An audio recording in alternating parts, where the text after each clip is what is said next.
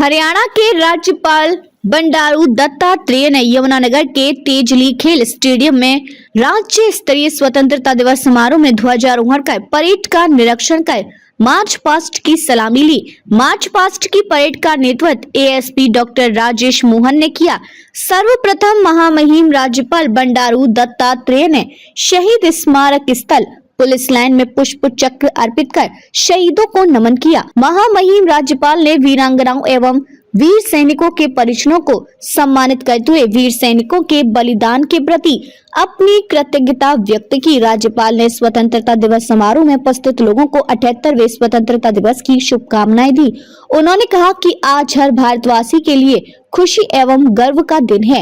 हर घर तिरंगा कार्यक्रम से तिरंगे के साथ पूरा राष्ट्र देशभक्ति के रंग में रंगा हुआ है। इस दिन के लिए मां भारती के अनगिनत सपूतों ने अपना सर्वस्व बलिदान कर दिया। इसी दिन के लिए असंख्य देशभक्तों ने कष्ट झेले और यातनाएं सही। उन्होंने कहा कि मैं इस पावन अवसर पर आजादी के लिए अपने प्राणों की आहुति देने वाले सभी ज्ञात अज्ञात शहीदों को नमन करता हूं और उन वीर सैनिकों को भी सलाम करता हूं जिन्होंने आजादी के बाद देश की एकता व अखंडता की खातिर अपने प्राण न्यौछावर कर दिए।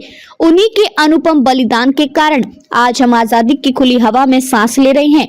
उन्होंने कहा कि हम सभी जानते हैं कि आजादी के आंदोलन की पहली चिंगारी 10 मई 1857 को हरियाणा के अंबाला से फूटी थी। उस चिंगारी ने आगे चलकर ऐसा जन आंदोलन खड़ा किया जिसके बलबूते हम वर्ष 1947 में अंग्रेजी हुकूमत को उखाड़ फेंकने में कामयाब रहे।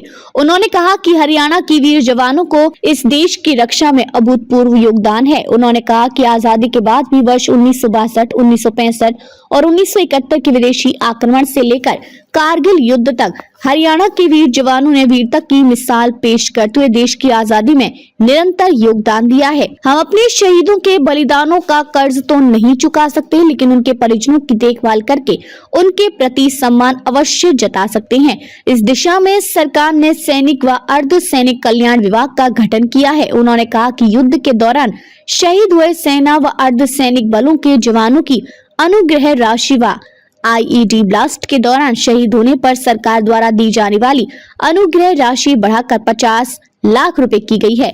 अग्निवीर योजना के तहत युवाओं को नौकरियों में विशेष लाभ देने और स्वरोजगार हेतु 8 लाख रुपए तक का ऋण देने का निर्णय लिया गया है। उन्होंने कहा कि सुशासन से सेवा के संकल्प के साथ जन सेवा का दायित्व संभालने वाली वर्तमान सरकार ने प्रधानमंत्री श्री नरेंद्र मोदी जी के सबका साथ सबका विकास और हरियाणा एक हरियाणवी एक के मूल मंत्र पर चलते पूरे हरियाणा और एक हरियाणवी की तरक्की और उत्थान के लिए काम किया है। उन्होंने कहा कि भ्रष्टाचार के प्रति जीरो टॉलरेंस की नीति अपनाते हुए सरकार ने पारदर्शी शासन दिया है। उन्होंने कहा कि पंडित दीनदयाल उपाध्याय जी के अंत्योदय के दर्शन के अनुरूप प्रदेश के सभी परिवारों का पहचान पत्र बनाया गया, जिससे पात्र परिवारों की पहचान कर योजनाओं का लाभ देना सुनिश्चित किया गया। आज जनता का सरकार से सीधा संपर्क है।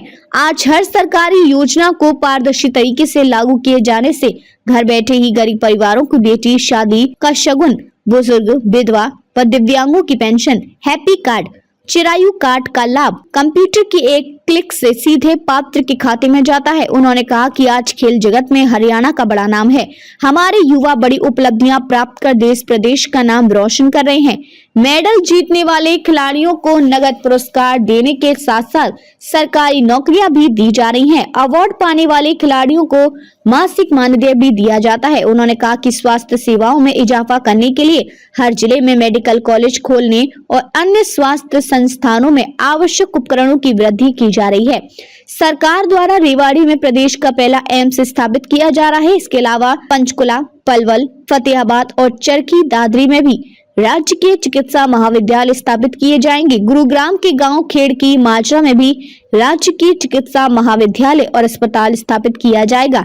राज्य के सभी सरकारी चिकित्सा महाविद्यालयों में प्रधानमंत्री भारतीय जन औषधि परियोजना के तहत प्रधानमंत्री भारतीय जन औषधि केंद्र खोले गए हैं। उन्होंने कहा कि सरकार ने युवाओं की योग्यता को पूरा मान सम्मान दिया है। अब तक 1,44,000 युवाओं को योग्यता के आधार पर सरकारी नौकरियां प्रदान की हैं। यशस्वी प्रधानमंत्री नरेंद्र मोदी के नेतृत्व में गरीब अंत्योदय के जीवन को सुगम करना सरकार का लक्ष्य है।